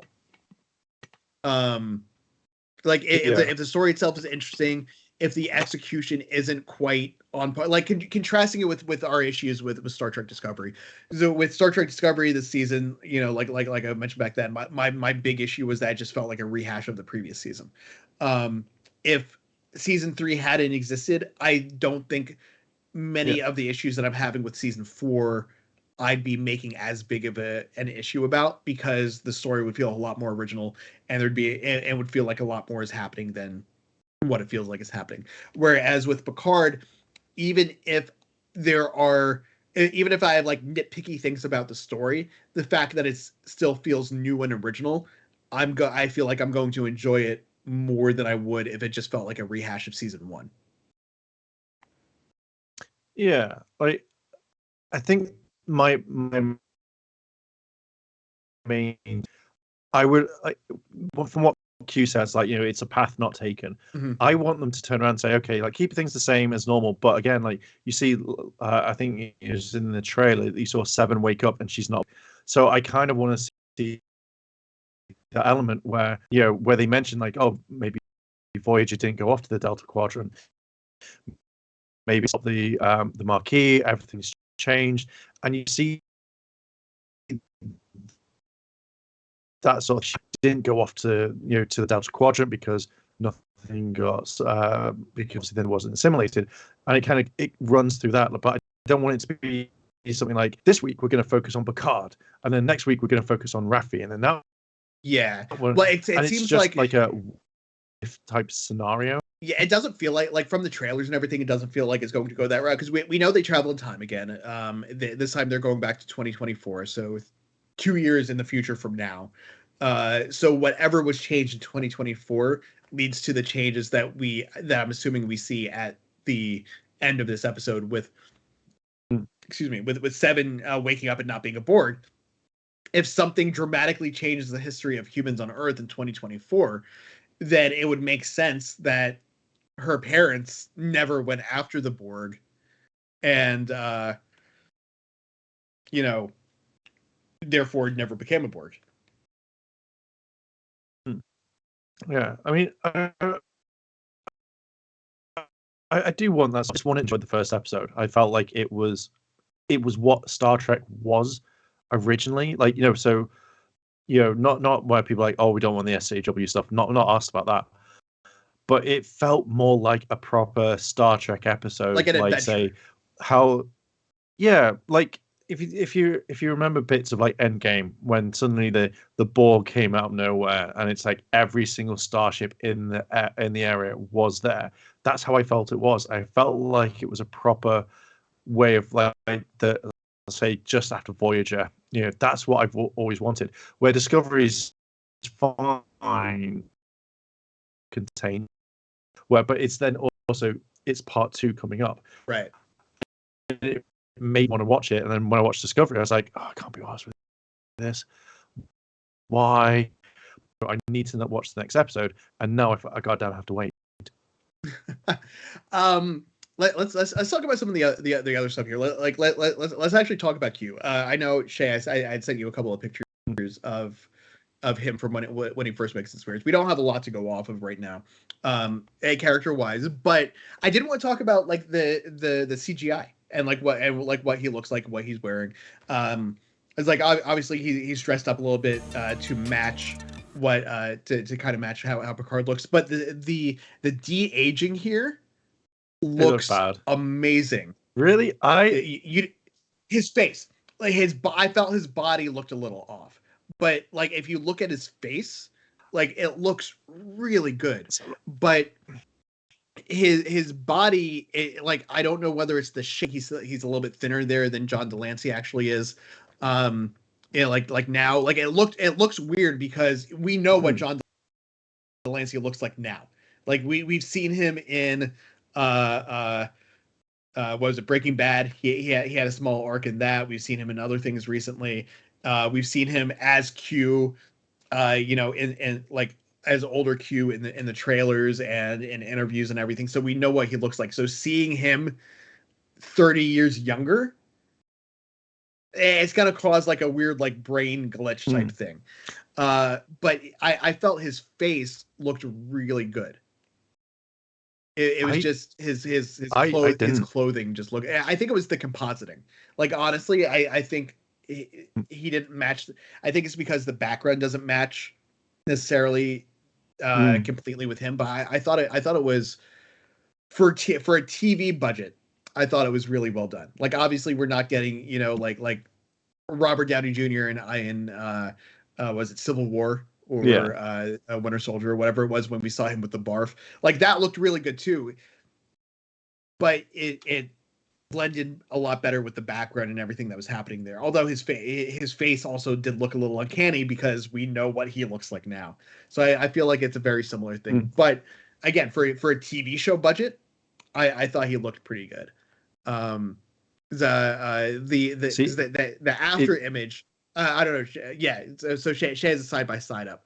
So like if you look at the post shot, like it just the shadows, I guess, on his clothing look a little bit different. So it looks more realistic. But I thought originally when just with the brief look, I was like, oh, that's That's pretty good. But I'm also glad that they're not doing it throughout the entire series, because that would get a little distracting, I think. Hang on a second. Yeah. So I didn't like it. The thing that I think I would have changed for this is I feel like that his face didn't kind of suit it. Like, it just generally looked really off to me, which I didn't really kind of like.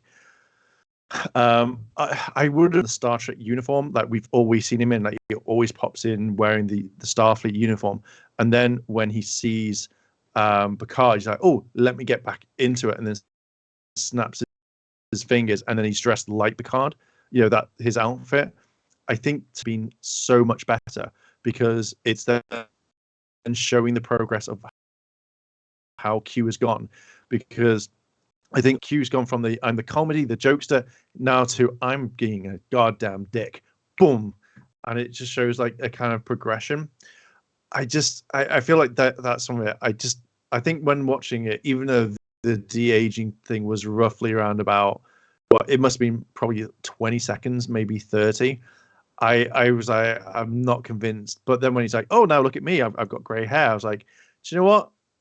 I kind of like this. I like the look of him. I like the sleek black, like the hugging, the clothes. Yeah. To me, it felt really, really good. We kind of talked about the symbol on his the brooch that he's wearing. Is it another Starfleet thingy, or is it something else? No, it's. Let me see if I can find it again. Let's see.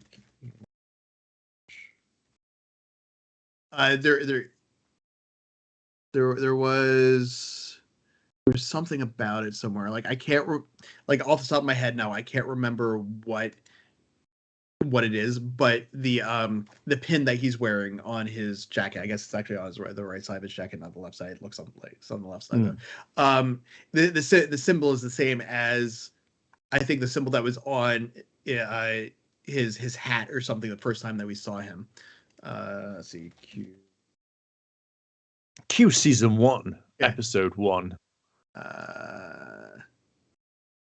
Yeah. So the symbol that's on the pin that he's wearing is the same or very similar to the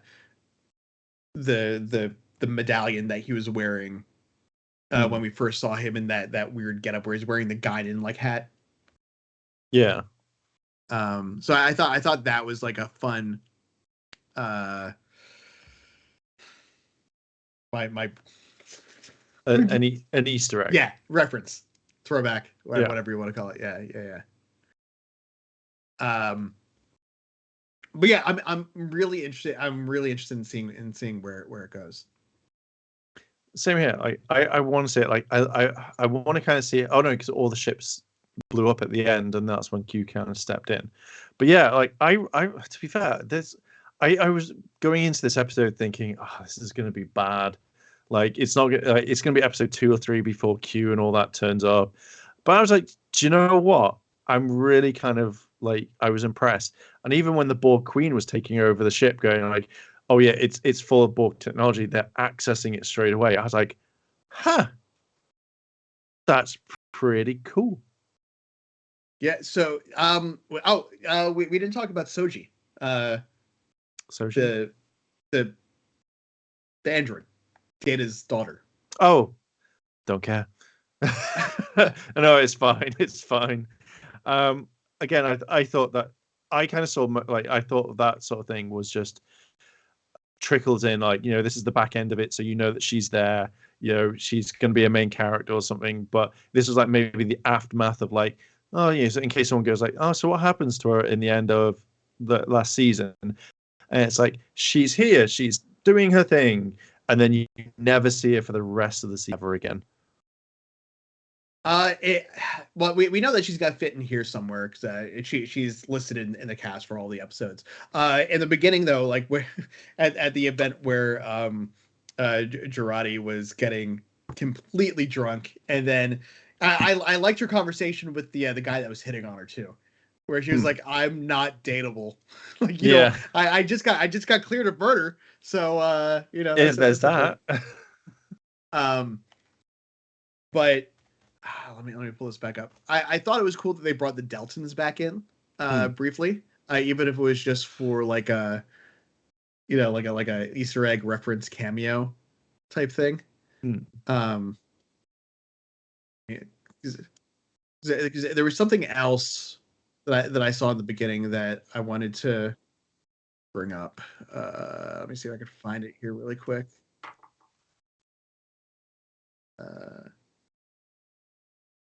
Well, first, like, I'm wondering if the Deltons are actually going to come into play at some point, because like this whole thing that she was at was they were all Deltons, weren't they? I don't know. I can't remember. I can't remember the people. I just remember her, and then the bar scene. Yeah, I'm backing up. So let's see. So Shay. So the planet that they're on is Raritan 4 in the Beta Quadrant. Beta Quadrant.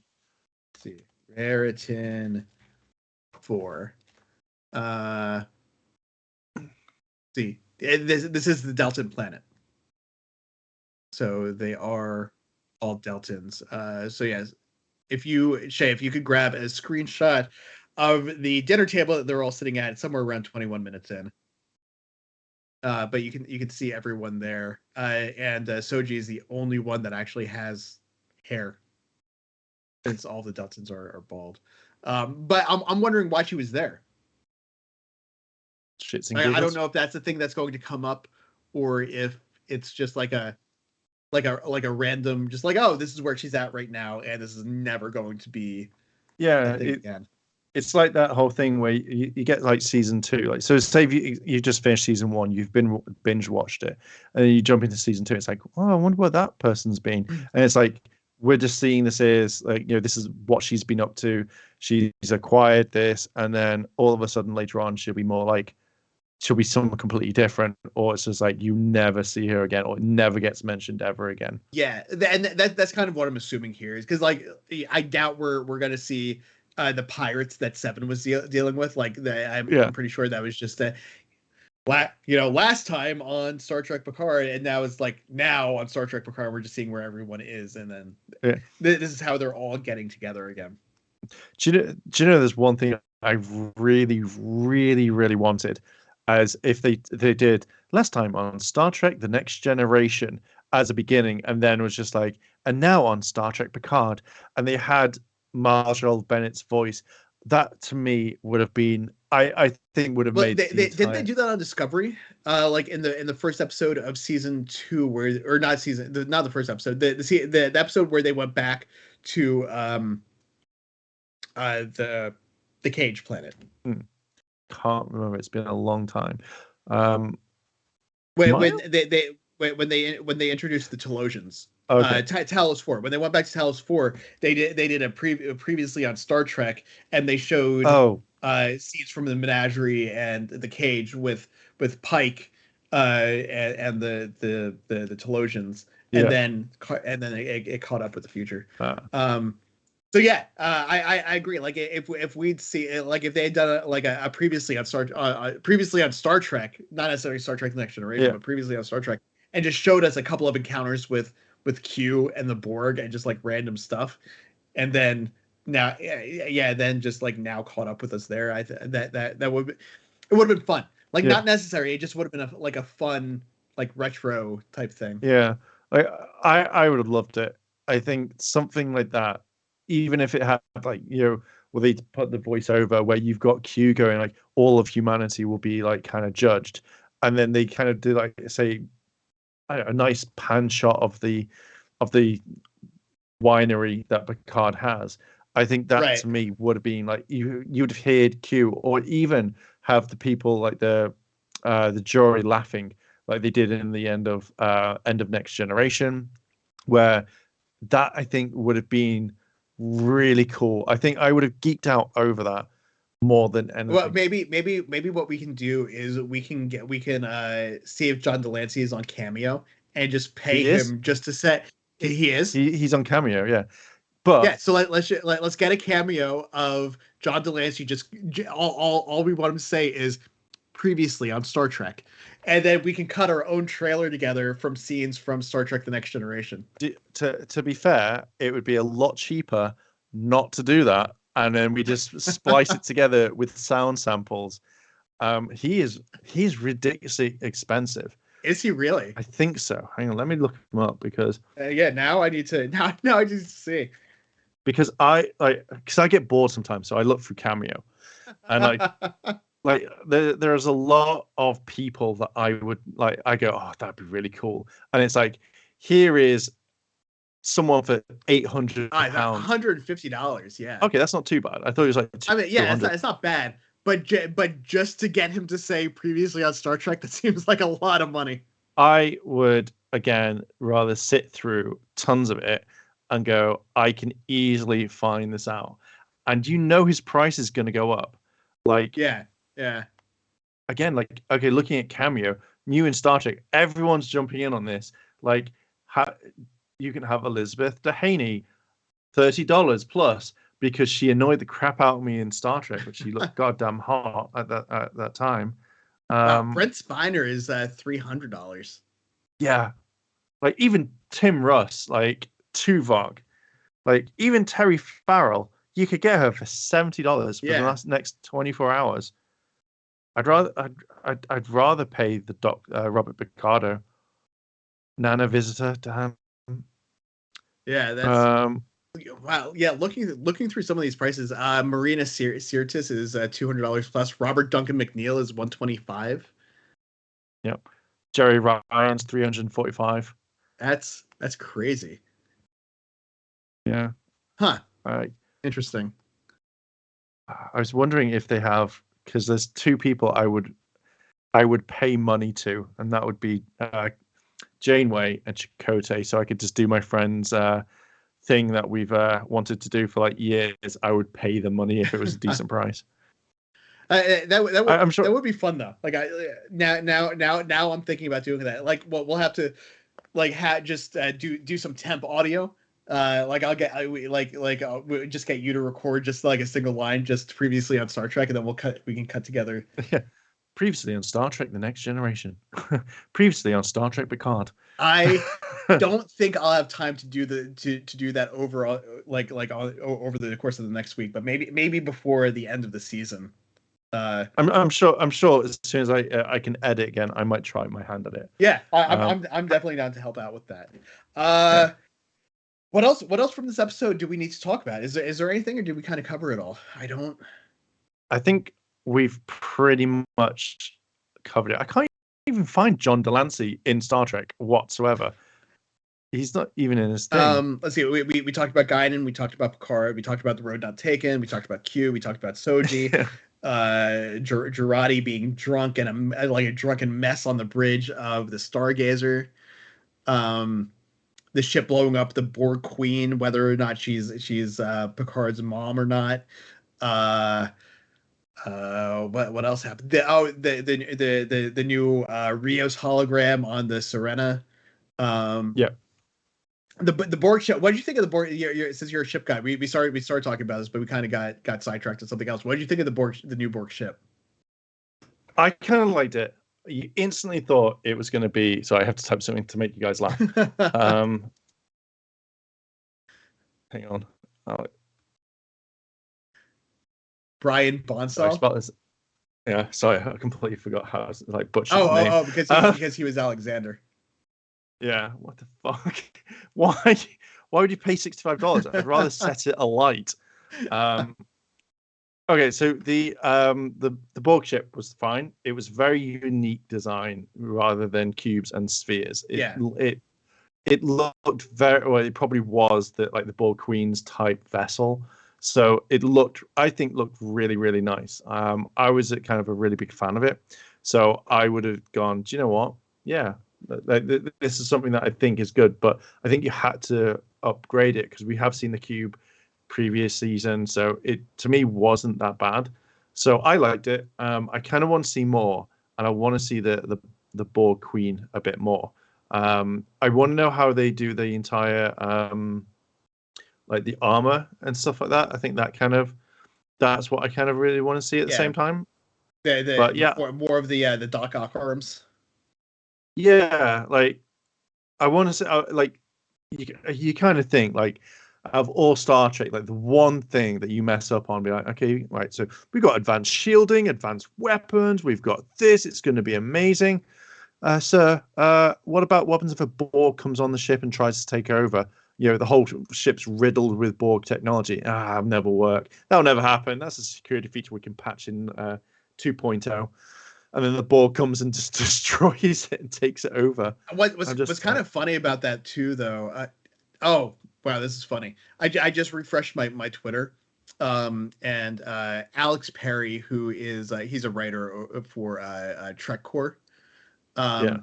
He earlier today he wrote he tweeted he wrote a tweet that was, I don't think the Doc Ock goth Borg queen from the Stargazer is Picard's mom, even though he hears her say look up Jean-Luc like her. Don't forget, because Picard was assimilated by the collective, all his memories and experiences were he says are, but they were shared with the Borg. Yeah, but out of all things, right? Right. Borg, why would you? Why would he hear that? Yeah, or why would he say that? Yeah. I can't imagine. But do we know that was the Borg queen that said that, or was it just a voice in his head? Because he can't have voices in his head because he's not connected to the collective anymore. Right. So what I'm saying is, was it maybe just a voice, like not the Borg voices in his head, but was it maybe just a voice in his head and not the actual Borg queen? I think that even if you had the voice of that going, you wouldn't look at the Borg queen like, what? You'd instantly. So I think it is, because out of all the things, why would you go like? I can imagine the Borg going, yeah, boys, let's use that one memory from Picard that we never used ever again. So I'm watching this last bit. It is the Borg queen. So during that scene, so he's standing on the bridge, like as the countdown's happening, and the queen says Picard. He turns around to face her, and she says, "Look up." Yeah. So why out of all of these things would you have that particular one? That to me doesn't make sense. So I think it is like, let me see. Were the flashbacks that he was having with his? I know there was a flashback with his mom, but the flashbacks where he saw her being taken, was that at the end or was that at the beginning? I think that's at the beginning part. So I do think it is his mum, but if they change it, but the thing is we can't. I think it is. It could not be, but again, it's in the first episode, right? So, but I do think it's his mum. There is something else I wanted to talk about. So we get there's in the opening credits there's a lot of references to things that we see, like we see the piece of glass with the rose on it, the painted glass. And we see him holding that at the end. But then there's also, these dodecahedrons that show up, and they keep kind of showing up at various points throughout the intro. I don't know if those are a reference to something or not, because there was an episode of the original series where people were being turned into dodecahedrons, but they looked a little bit different. And instead of the hexagon shapes, they were a little bit more square, I think. But I don't know if that's a specific reference to that, or if it's just something else that's going to be coming up later that we're going to see. Because like we know, like most of the stuff that we see are references. Can't hear you now. You've gone dead quiet. There you go. You're back now. Oh, all right. I'm just looking to see if I can find. So so now I'm at the flashback where he's a kid. But where do we see her get taken? I think it's like slightly on her. Yeah. So let me see. It's right here. So she says, "What do you think?" Then we see her smiling. And then Picard as a kid says, "Will you fight less here?" And then trying to freeze frame it. Because so do we know who his mother was fighting with? So we don't know. We don't see the face. We see a guy from, like, he's standing facing away from the camera. We kind of see the side of his face. He's got a beard. And his dad calls out for her. She runs off. She's being pulled into another room. And yeah, I don't know what's happening. I don't know. I can't figure out who's fighting, whether it's his parents who are actually like physically fighting with each other, or whether there was something else that was going on. Yeah, I mean, I think from what I saw, like, it's very hard. Like, even if it is fighting, it's got to be from his way. So I think that, but then again, it's we do see her getting dragged off, kind of like in First Contact when Data is pulled under the thing, and we just see him like on his back being pulled under the door. Yeah, she's being pulled in a very similar way, but we don't see who's pulling her out of the room. Yeah, I think what gets me on that though is because, like, I know obviously it wasn't written back in the day, but I feel like when you put these sorts of things in, like, I don't know, I think you shouldn't, because it's not part of Picard.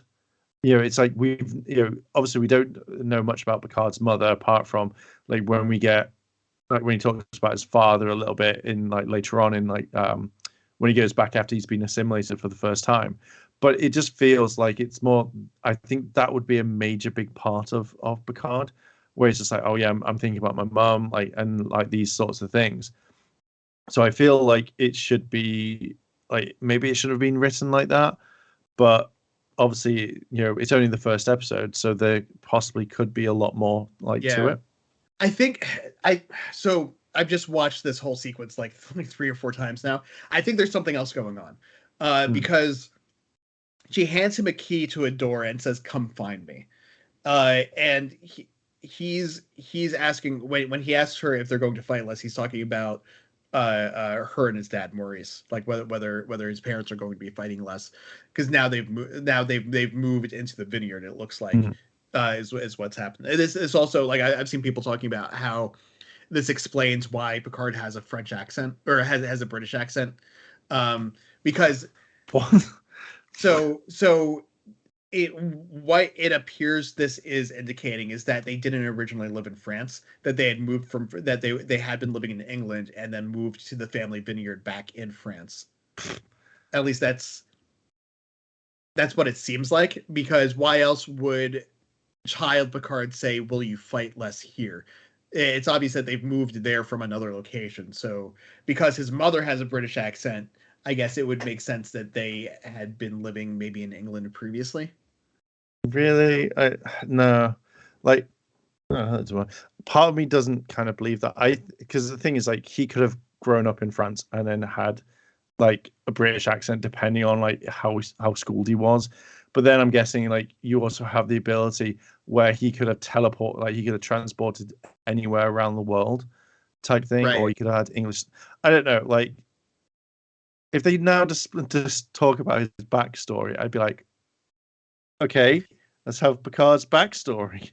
Yeah, I think, like, hopefully that's the kind of stuff that we'll get fleshed out a little bit more. We'll find out why we were seeing those flashbacks, because as of right now, we have no, like, I understand why people are saying, oh well, the Borg Queen is his mom, because that's obviously that's what we're being led to believe.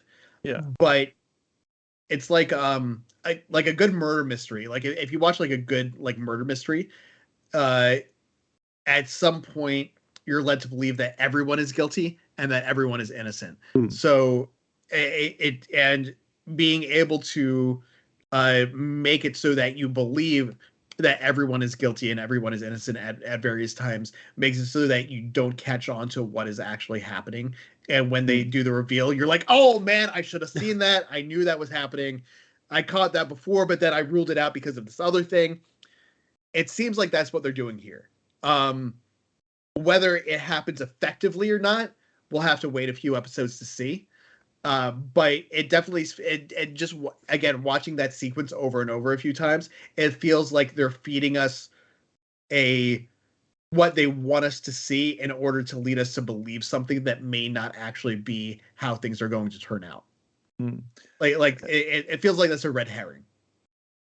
Yeah, I think that if they do that and say, "I'm not your mother," and they'll be like, I don't know. I think I would rather the Borg Queen would have said something like "Locutus" and then slapped him with that, and he's gone, "What?" Because not like it's a name that no one really calls him that anymore. Right. I think that would be better than "Look up." Like, oh God, it's my mother. My mother got assimilated. I do kind of wish that Seven called him Locutus. Because no one calls her, was it Annika? That's her real name, right? Annika. Yeah, no one calls her Annika. Everyone calls her Seven. So I just think that would be a really funny thing if she just called him Locutus, just because that's how she knows him. Yeah, like I don't know why they didn't, because that would be like you kind of think on the writing staff that would be like a really good one. Be like, oh hey Locutus, and like it's just like an in thing where he's like, all right, I'll accept it because you were Borg as well. Yeah, just like fine.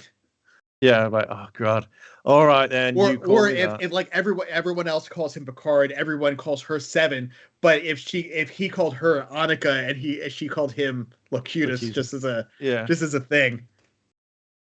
See, I think what you should do is like they've all wrapped up filming. I think maybe you should ask them to do reshoots. Be like, please go in and do ADR. Just change this one thing, just for me, just as an inside joke. This is all I want. That's all we want. So next week, like we already kind of talked about our predictions for next week in Discovery. But what kind of crackpot theories do you have about next week on Picard? I would love it if the Borg Queen was just like, yeah, I'm your mother. Come give Mummy a hug. And he's like, no. Like, did you eat your chunky soup? Yeah. Mom? You've been eating your greens, John Luke.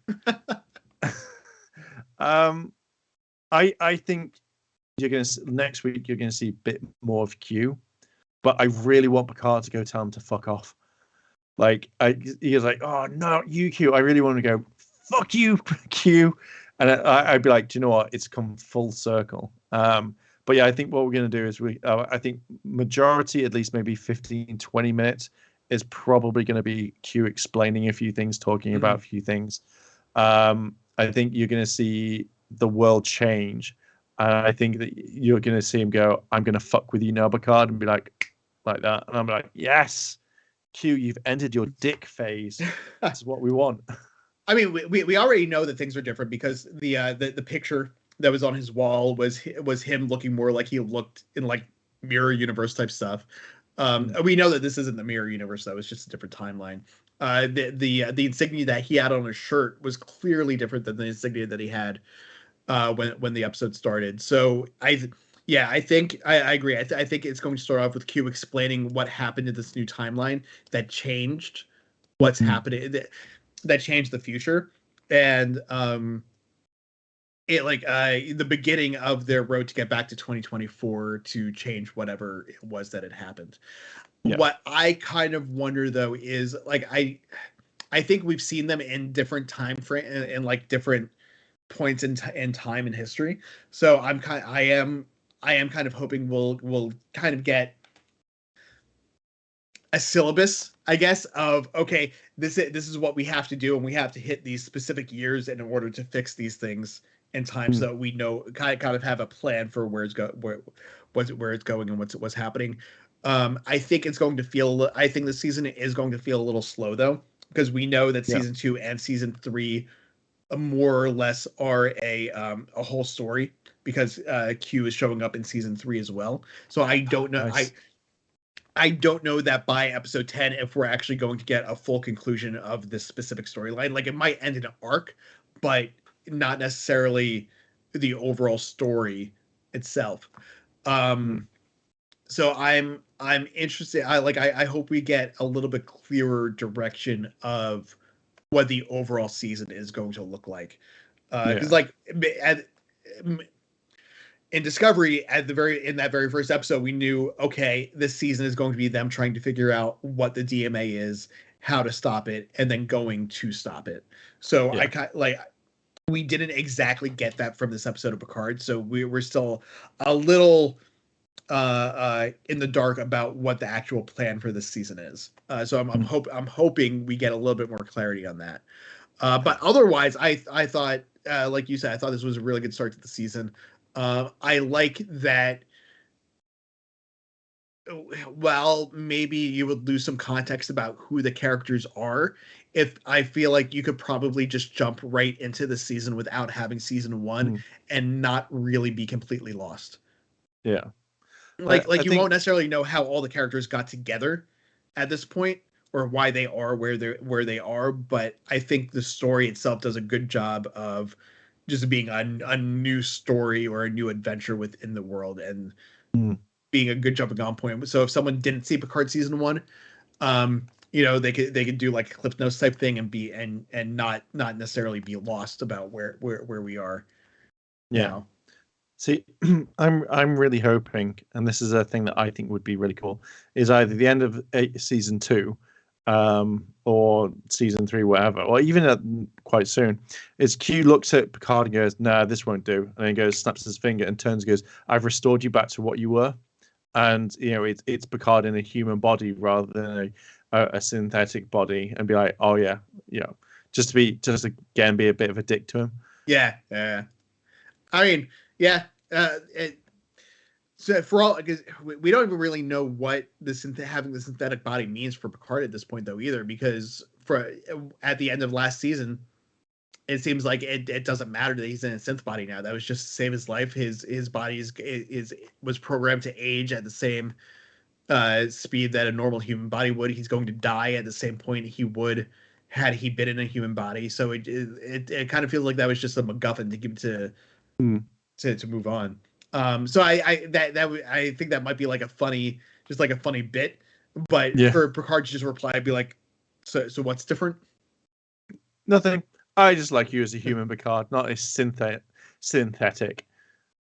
That was something that was interesting too. Like we're going on 2 hours, so we got to wrap this up soon. But when he woke up, that there was a synth in his house, so something obviously happened with the banning of synths. Yeah, it's probably from that thing, because it only happens when the self-destruct happens and stuff. So I think that's when it's just like, synths were banned. This is the way forward, and that's where he's like, oh, the road has now come. So I think it's from that point, because we have seen Q save Picard from that warp core breach and stuff like that, and gone, no, I'm gonna do this. So I feel like that's the same sort of thing that they've done. So it's like maybe he stopped the whatever it was that happened on Mars where the synths revolted and blew themselves up. So I'm because there's a scene like in the trailer that you see Q with Brent Spiner.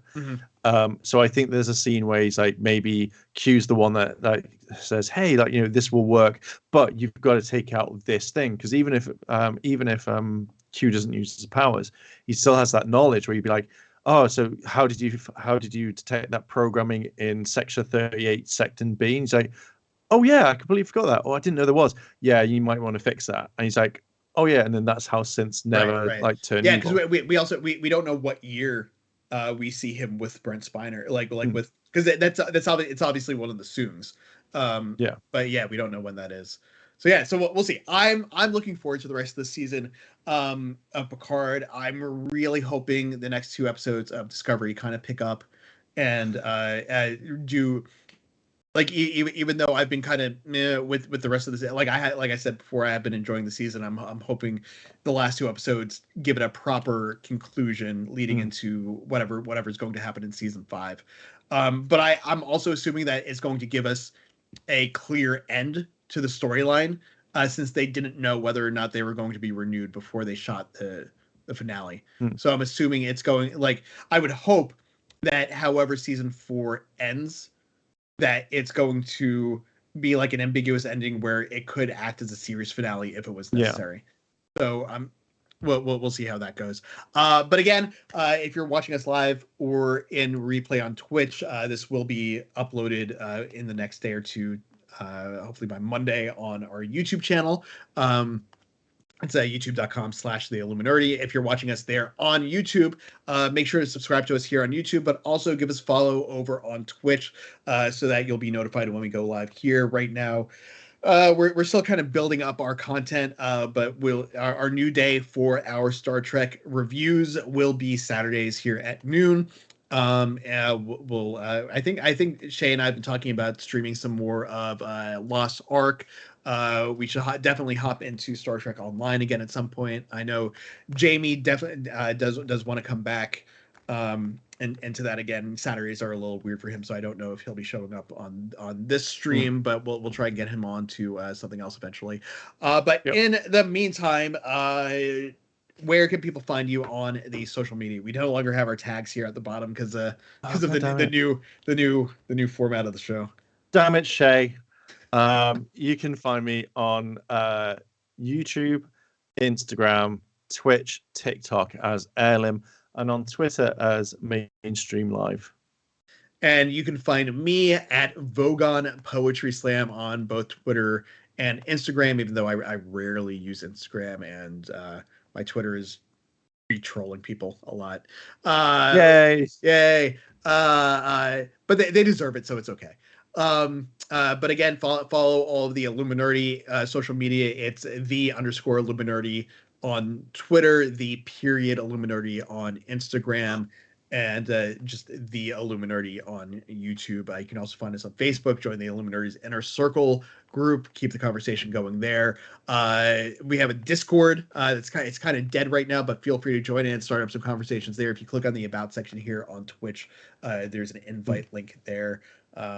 We may start doing some events over there, some stuff that we're not going to do on Twitch or on YouTube, depending on whether or not we get some interaction there going. But again, tomorrow night, the Illuminati Wrestling Order on YouTube, and then we'll be back next Saturday with more Star Trek. So until then, engage, make it so. Bye. Bye.